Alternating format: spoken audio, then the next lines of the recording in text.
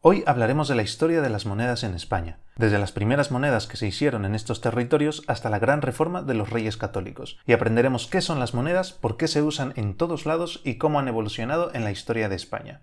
Pero primero, para dejar las cosas claras hay que diferenciar entre dos conceptos, el dinero y la moneda. En la historia, el dinero es cualquier producto que puede ser apreciado por todos y por lo tanto tiene un valor establecido para el comercio. Pueden ser los diamantes o las vacas. Por ejemplo, en la antigua Mesoamérica, pueblos como los aztecas utilizaban las semillas de cacao como dinero para pagar impuestos y comerciar, y era tan utilizado que incluso llegaban a falsificarse. Por otro lado, las monedas son piezas de un material uniforme, generalmente de metal, y que son emitidas por un gobierno o institución que tiene suficiente poder para que todo el mundo las dé por válidas y las utilice. Las monedas más antiguas que conocemos son los electros de Éfeso en la antigua Grecia y los cresos de la antigua Iliria del siglo VII a.C., que como puedes ver eran muy sencillas, una pieza de metal fundido a la que se grababa un sello. Al principio su uso fue muy reducido, pero los griegos las llevaron a todas sus colonias comerciales por el Mediterráneo, incluidas las que fundaron en España, donde todo el mundo comenzó a utilizarlas. ¿Pero por qué tuvieron tanto éxito? En primer lugar, eran portátiles. Si querías comprar algo muy valioso, era más fácil transportar un saco de monedas que un cargamento entero equivalente a ese valor.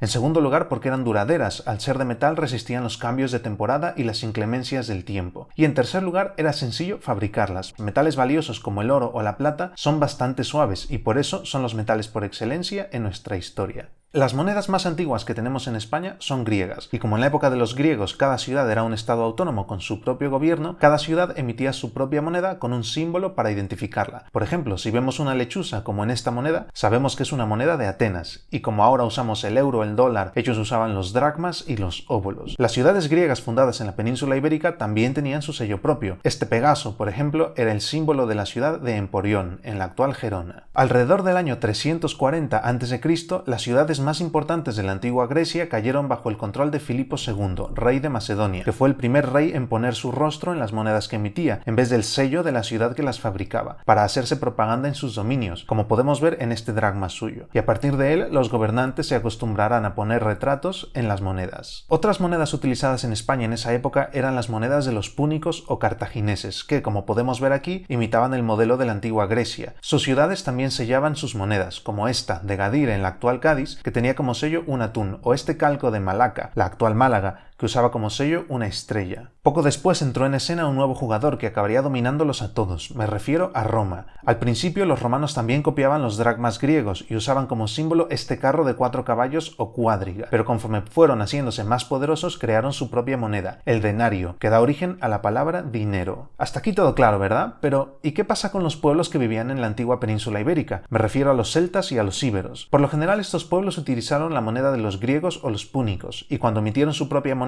lo hicieron imitando esos modelos, como podemos ver en este hemidracma de la ciudad íbera de Saiti, en la actual Játiva, que imitaba a la moneda griega, pero con caligrafía íbera. Por cierto, hasta ahora todas las monedas tenían un borde más bien irregular o con grietas, y esto es porque el método utilizado era más bien rudimentario, poniendo metal fundido en un contenedor redondo y golpeándolo con un martillo, lo que provocaba fugas de material y esa forma curiosa que tienen las monedas antiguas. Pero volvamos a los romanos. A finales del siglo II antes de nuestra era, los romanos entraron en guerra con los púnicos por el control del comercio, y la guerra se libró principalmente en la península ibérica. Con el triunfo de los romanos se impuso también el uso del denario de plata, que era fabricado por los talleres íberos. Ahora, la moneda de plata se usaba para pagar salarios y comprar cosas valiosas. Para transacciones menores y cotidianas, digamos, si querías comprar unas naranjas a tu amigo Nerón, se usaban monedas de materiales menos valiosos, como el vellón o el bronce. Monedas como estas que están aquí. El as equivale a una onza de bronce y el semis valía la mitad de un as. La conquista romana de la península ibérica tomó más de 150 años, y una de las últimas campañas romanas fueron las guerras cántabras, la única campaña militar dirigida en persona por Augusto, el primer emperador de Roma. Para demostrar que el nuevo centro del poder absoluto era ahora el emperador, Augusto se aseguró de enviar imágenes suyas a todos sus dominios, como si fuera una especie de dios, y fue él quien introdujo una nueva moneda que tenemos aquí, esta vez hecha totalmente de oro y con su retrato en ella, el áureo. A partir de este momento todas las monedas en Roma y también en Hispania llevarán el rostro del emperador. Ahora tenemos que hablar de un concepto fundamental en nuestra historia, la inflación, que según algunas teorías se produce cuando, en época de inestabilidad y escasez, los precios comienzan a subir y como respuesta el gobierno comienza a producir más y más dinero. La moneda poco a poco va perdiendo su valor y cada vez sirve para comprar menos cosas. Pues bien, a principios del siglo III el denario había perdido casi la mitad de su valor, por lo que el emperador Marco Aurelio Antonino, mejor conocido como Caracalla, la cambió por una nueva moneda, más grande y valiosa, pero con un nombre horrible, el antoniniano. Pero al poco tiempo la misma inflación hizo que esta nueva moneda se emitiera en cada vez más cantidades y de peor calidad, hasta que terminó siendo una moneda más de vellón, como este antoniniano que no valía más que un viejo as de bronce. Y como la cosa no mejoraba, el emperador Diocleciano llevó a cabo una nueva reforma, creó el argenteo de plata, que estaba hecho de un 95% de plata, y que para evitar problemas venía con una ley que prohibía adulterarlo. Además, Diocleciano realizó otras reformas, como fijar precios máximos para los productos básicos y creó un nuevo sistema de impuestos por ganancias y propiedades. Sí, la idea de pagar un impuesto sobre la renta, además de un impuesto sobre la propiedad, se la debemos a él, así que... ¿Gracias, Diocleciano? Y también decidió dividir el imperio en dos, uno al este y otro al oeste, y darle 4 emperadores. Por eso en sus monedas como este argenteo aparecen 4 gobernantes en un palacio. Sin embargo, la plata no pasaba por sus mejores momentos, probablemente por el exceso de metal en el mercado. Así que poco después, el emperador Constantino decidió emplear sus esfuerzos a establecer una moneda de oro estable y fuerte, y popularizó el sólido, como este, y como su nombre lo decía, debía ser de oro sólido. Afortunadamente Constantino disponía de mucho oro, porque decidió que el cristianismo sería la religión oficial del imperio, y entre los años 331 y 336 confiscó todas las estatuas de oro de los dioses romanos que hubiera en los templos paganos, y utilizó buena parte de ese oro para poder emitir su moneda. De hecho, en la época de Constantino podemos ver por primera vez símbolos cristianos en las monedas, como este, y más nos vale acostumbrarnos porque veremos de estos símbolos durante mucho tiempo. Tristemente, el sólido fue la última gran moneda del Imperio Romano, fue la moneda más importante de todo el Mediterráneo durante más de 200 años y pervivió tras la caída del Imperio Romano de Occidente en el Imperio Bizantino, donde los griegos le llamaban numisma, de allí la palabra numismática, que es la disciplina que estudia las monedas. Y por cierto, ¿sabías que de la palabra solidus viene la palabra sueldo? Esto es porque en la época de Constantino un sólido de oro era equivalente a un mes de salario para los soldados romanos. Desde finales del siglo III después de Cristo, el Imperio Romano comenzó a debilitarse, debido a guerras civiles y contiendas internas. Sus fronteras eran frágiles y comenzó un largo periodo de migraciones de pueblos nómadas del norte de Europa, que invadían los territorios violentamente o llegaban a acuerdos con el imperio para ocuparlos, trabajando como colonos o soldados para Roma, y finalmente, conforme el imperio perdió fuerza, fueron independizándose del mismo, y creando reinos autónomos como el reino visigodo de Tolosa, que después pasó su capital a Toledo. Aquí vemos algunas de las primeras monedas visigodas. En un principio los visigodos adoptaron la moneda del Imperio Romano, pues era la única que todos daban por buena en esa época, por el prestigio que tenía todavía la ciudad de Roma. Los visigodos decidieron copiarla en todo, incluso ponían el rostro y nombre de los emperadores de Roma en sus monedas, aunque ya no dependieran de ellos, e incluso cuando estos emperadores ya ni siquiera estaban vivos, como este Tremis Suevo, con el nombre del emperador Valentiniano. Estos otros Tremisis visigodos llevan el nombre del emperador Justiniano, del Imperio Bizantino. Pero todo eso cambiaría con Leovigildo, uno de los reyes más importantes del reino visigodo de Toledo, que fue el primero en conseguir dominar toda la península ibérica. Él llevó a cabo grandes reformas legales y administrativas. De hecho, fue el primer rey visigodo que utilizó corona, cetro, trono y manto púrpura, símbolos que antes eran exclusivos del emperador de Roma. De época de Leovigildo es este Tremis, que es la primera moneda en la que aparece el nombre y rostro de un rey visigodo, en vez de un emperador romano, lo que nos muestra que estos reyes ya tenían confianza suficiente en su propio nombre y en su poder.